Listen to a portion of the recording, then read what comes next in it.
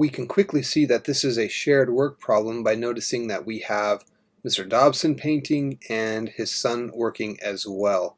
Anytime you have two people working on the same job, automatically a shared work problem, or at least in most cases. Let's read through it. Mr. Dodson can paint his house by himself in 4 days. His son needs an additional day to complete the job if he works by himself. If they work together, find how long it takes to paint the house. Alright, this is a standard shared work problem. There's a useful table for that. I recommend memorizing it and using it to set up these problems, but you don't have to. It's just helpful. Okay, here's the basic table. You have the total number of, the total amount of time it takes to complete the total job.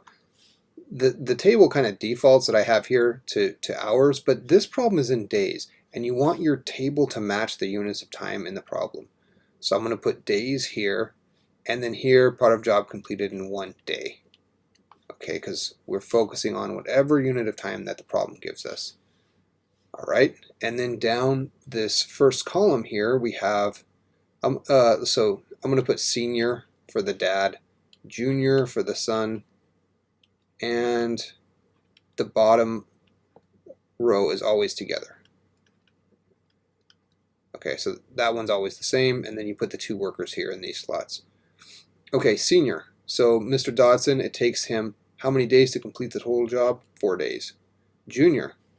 His son needs an additional day. Well, how many days is it if the son needs one more day than the father? Well, 5 days. 4 plus 1 is 5.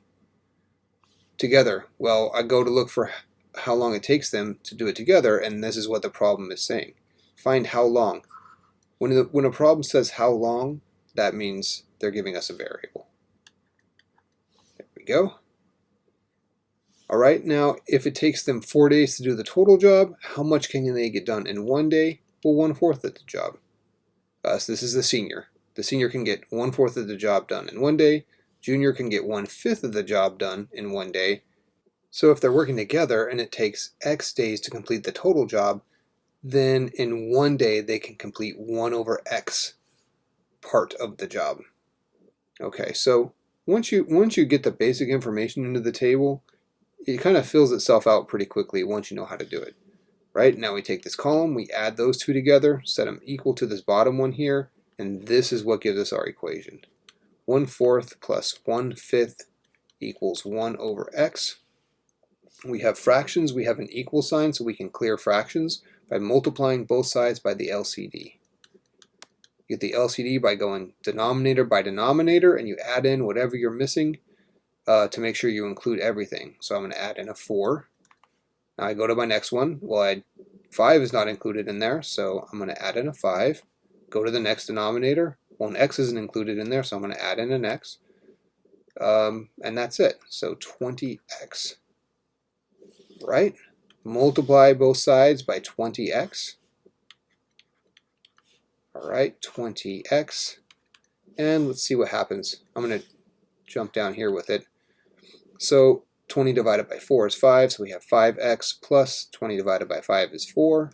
4x equals, well, here the x's cancel out, 20. So we have 9x equals 20. X equals 20/9 hours. And from here, right, usually when you're doing a word problem, you don't want to leave it as an improper fraction.